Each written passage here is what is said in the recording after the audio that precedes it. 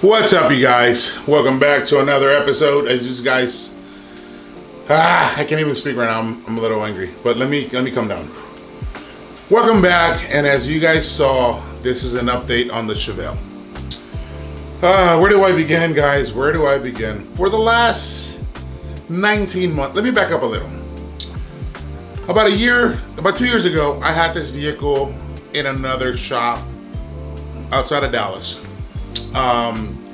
The guy that was working on the car, him and I kind of bumped heads. We didn't really get where we wanted to get, and that was fine. We kind of went our own separate ways. I had the car towed to Houston at PSC with my buddy Dorian. He saw it there for a couple of months. Then I found somebody that was able to paint the car there, and they did a phenomenal job. Great paint job. In the meantime, I put out a bunch of Instagram posts and stories, and I'm asking, like, guys, is there anybody around me? And I live, you know, in the Austin, San Antonio area, and is there anybody around me that you guys know that's a good mechanic that could take this project on and be patient with me? I don't have the money right off the bat, but we can go month to month type of thing. Somebody connects me with this one guy, and he's sending me pictures of, I did this $100,000 car at this other shop, and I work over here, and we build nothing but high-end cars. I'm gonna branch out on my own. If you and I can work together with your social media and all these things, you know, help me out, I help you out. And I was like, you know what, dude, that's perfect. Let's do it. I know everybody loves the Chevelle. I'm pretty sure that with the work that you do and how well it is and what you've been showing me, you might get some customers out of this. So we write a plan, and right off the bat I told the guy, look, this is what I want to do with this vehicle. I want to get this vehicle running, make it badass. I have a buddy at Mika Model Sales that's going to get my car in front of an auction, and we're going to be able to sell it. Now, in my head, I'm like, I'm going to sell this car, make a ton of money, give that money to nonprofits that have helped me and have helped a lot of my friends when they needed it. I wanted to do a good deed. Now, I was gonna keep the money that I invested in the car, because I was thinking, if I can give the money, the profit, to nonprofits, and I keep what I put into the car, I can buy another car, do it again, and do this again, and again, and again, and again. That was what I wanted to do for nonprofits and give back to my community. With that being said, he's all on board. He's like, yeah, let's do it. It's awesome. I think what you're doing is great. You know, you keep continuing giving back to your community. You know, just a bunch of smoke up, you know where. First 2 months go by, everything's smooth. I'm able to make about $17,000 selling a bunch of my Freedom Senders, you know, my pew-pews. And I raised the money for what he had told me. He said, 17 grand, I can get this car done. Let's do it. Let's buy the engine. I sent him 5 grand, he buys an engine, then I sent him a little bit of, ended up totaling to 17,000. Now, I can't get into the name of the person or the shop because my attorney has actually filed a lawsuit as we speak. So I can't tell you guys who it is, but you'll find out eventually down the road. Anyways, he buys the engine, he tells me like, hey, I'm gonna send the engine off, it's gonna get powder coated, we're gonna do this. He starts sending me pictures of how the car is gonna potentially look, and I was stoked. I'm like, dude, this is freaking awesome. The guy talked a big game. 3 months into the build, I call him and I'm like, hey man, how's the car? He's like, great, I'm working on the trunk, I'm doing this, I'm gonna rhino line it, I'm gonna do all these things, I'm redoing the wiring. I took the car apart, and I'm like, damn, this guy's like, you know, flying, let's do this. He told me originally, when I dropped off the car, my wedding was 5 or 6 months away, and I told my wife, fiance back then, I was like, hey, the car might be done in November. And she's like, holy crap, can we use it to drive off after the wedding? Like, how cool would that be? And I'm like, that's a great idea, honey. Get on the phone and I'm like, hey bro, can you make this happen? He's like, oh yeah, no problem. I got 4 or 5 months. I can make that happen. No problem, cool. Keep calling the guy month after month. I'm like, hey, can you send me some pictures where we're at? You know, and he's like, I'm here, I'm there, I ordered these parts. This is coming in, blah, blah, blah, blah. Like, it's all good, we're getting ahead of it. And I'm like, can you send me some pictures? And he'd be like, yeah. 2-3 days go by, no pictures. And then I'm like, hey, can I get some pictures?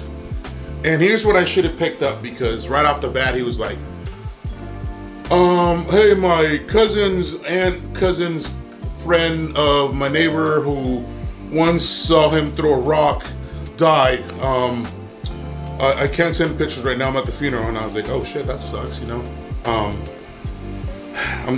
I'm sweating because I'm mad. I'm getting mad talking about this. And I let it go. I said, you know, that sucks. A couple weeks go by. I'm like, hey, I need some pictures. Nothing. Comes up with another excuse. And just like everybody else under the fucking radar, COVID. I got COVID, I'm sick. And I'm like, okay, take your time.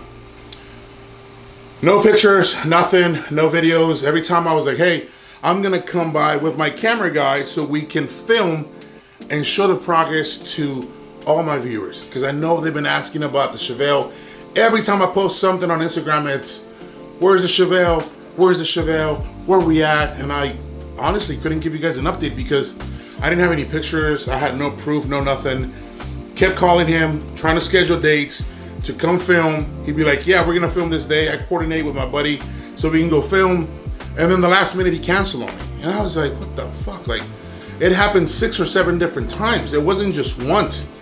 And then after that, I started getting fed up. And then a year went by and nothing, no pictures, no nothing. He worked on the trunk. The trunk looks great.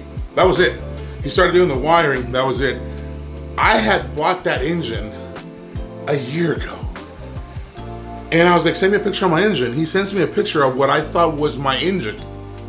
And I posted it on social media, thinking that was my engine. I was like, yo, this engine looks dope. Like, this car's gonna be fast. Here's the LS swap. It's gonna be legit.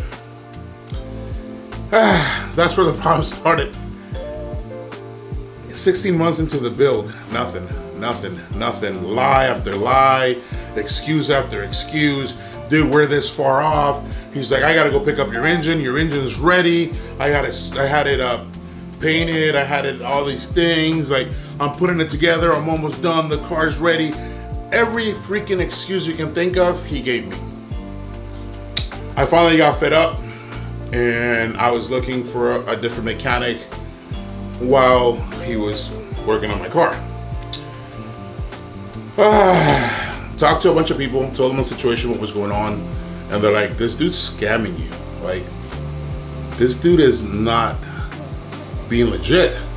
I started doing some digging and come to find out he didn't leave this place where he was building $100,000 cars. He got fired because he couldn't finish working on cars. And then I find myself at Archery Country. I'm going on a hunt and the guys over there are amazing. They always let me come by and set up my bow, and I had a brand new bow that I needed to get set up for this hunt that I was going on. And this is how Amazing Got works, and the things that happen from there were just freaking amazing. Shoot my bow, getting it dialed in. This gentleman right next to me comes out, he stands right next to me. My buddy who's the owner goes, hey, this is my buddy Thark, he's a good dude. We leave it at that. And then I was talking to one of the other guys that works there. I was like, yeah, man, like, I need to find a mechanic for my Chevelle, or I can't remember how I started. And he goes, well, Thark goes, well, how's the Chevelle coming along? And I tell him exactly what I just told you guys, but in a longer version. And he goes, that dude's scamming you. Like, why don't you bring your car to my shop? I'll finish your car. And I was like, well, what do you do? And he goes, I own HD Motorsports. And, you know, look up on social media. I'm like, holy crap. Like, this dude's legit. Like, legit. And so I called the mechanic, the so-called mechanic. And I go, look, dude, I'm fed up. I'm tired. I'm coming to pick up my car. Like, I'm gonna pick up my car. We're done. Give me my money back, and we'll leave it at that. And he goes, dude, I need 1 more week and I'm done with your car. Like, 1 more week, I'm gonna assemble the whole car and we're done. And I'm like, okay. Give him another week. I said, send me pictures, please. No pictures. None whatso freaking ever. And then I get tired and I'm like, you know what? Hey, Thurk, look, bro, I'm tired, fed up. I need my car back. Can we go get it from the shop? He's gonna meet us there this time. I'm running a little late because of traffic and where I live and where the car was about an hour away, and traffic started getting pretty bad. He's trying to tell them to leave before I get there, and they're like, yeah, we're not leaving until he gets here so we can take everything. Anyways, we get what we thought was everything that he had told me. Then he tells me, I got parts that are coming in the mail. I'm gonna reroute them to them so they can get to their shop. I'm gonna do all these things. I have your wheels over here. I'm like, go get my wheels. Okay, cool. I even offered the guy, I said, tell me where they're at, I'll go get them. You don't have to do it. And then he hits me with I have COVID, I'm sick, double ammonia, and just hitting me with a bunch of BS lies. And at that point, I was like, you know what, dude? Like, I'm gonna give this guy another week or two.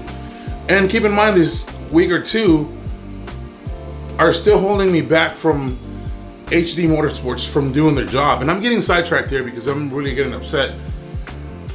So let me back up. We show up to the shop, we pick up the car, we go back. As soon as I walk in, and I was like, where's my engine? And then he goes, right there. And I'm gonna show you guys what my engine looks like so you can see that my engine was not even built at all. At all. It was in pieces on the ground. It hadn't been powder coated, nothing. He gave me a box full of a bunch of freaking like nothing. Like it was, my jaw dropped, and I legit took every ounce in my body not to beat the crap out of this guy in his own shop. Like, I literally wanted to beat him down, and I haven't felt that in a long time. I'm missing a front window, the right side window. I'm missing all my trimming. I'm missing all the field lines that he said he spent 18, 19 hours to do. I'm missing all my brake stuff. One of the shocks that I had purchased broken. We had to send it back and get it replaced. My car was scratched. Brand new paint job. Scratched, shipped a bunch of paint. My brand new interior, my leather interior, which was about 8 or 9 grand to redo the whole car, was chipped in a bunch of different places.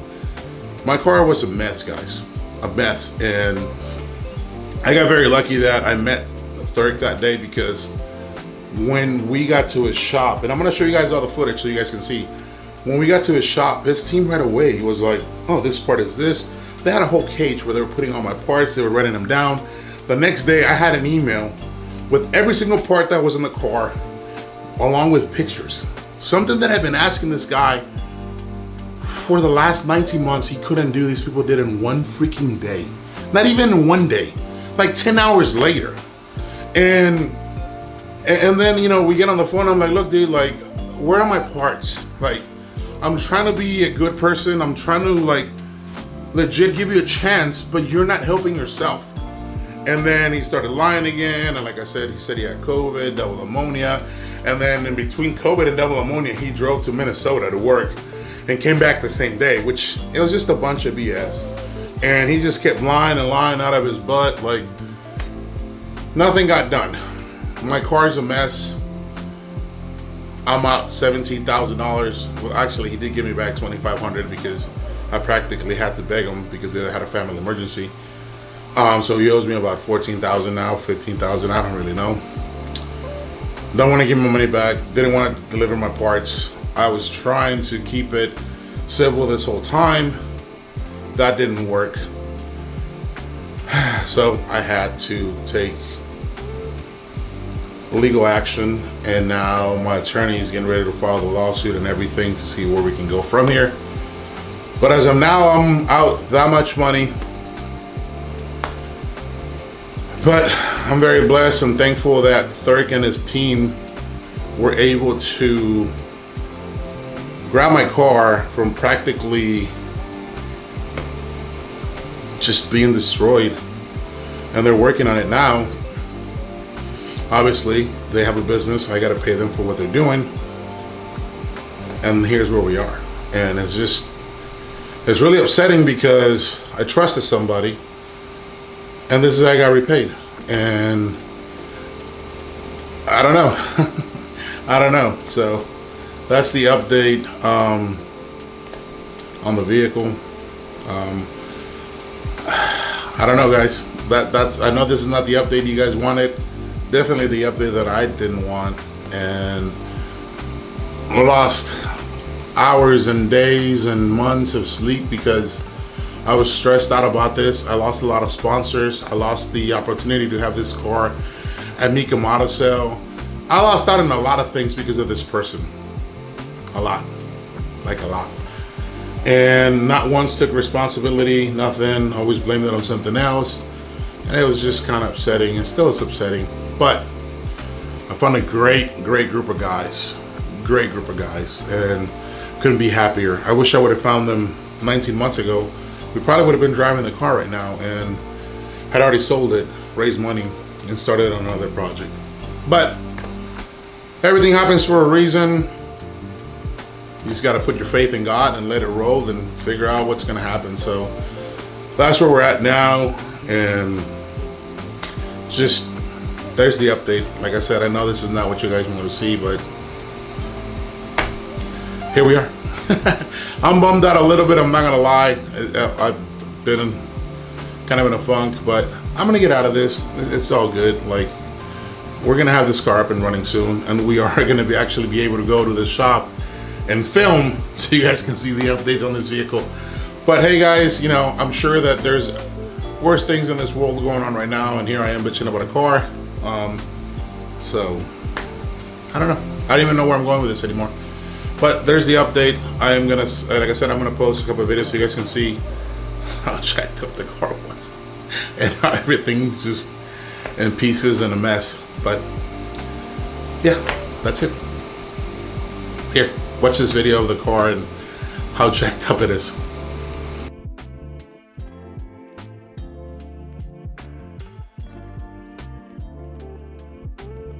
Alright guys, so we just got here and we're gonna start unloading everything, and they're gonna start taking notes of all the parts and stuff that we have and that we don't have, and then go from there. So this is awesome. It's been a lot of emotions, but I'm feeling pretty happy that it's here.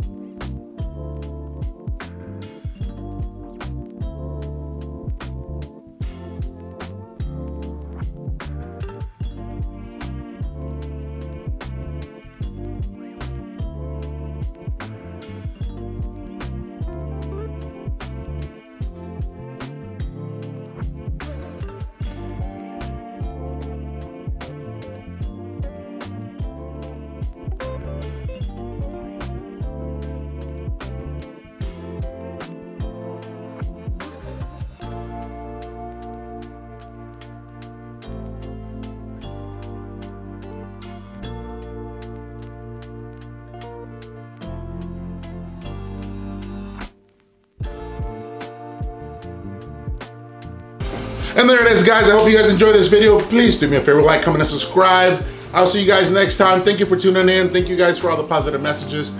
I love you guys. I'll see you next time, but until then, crispy on.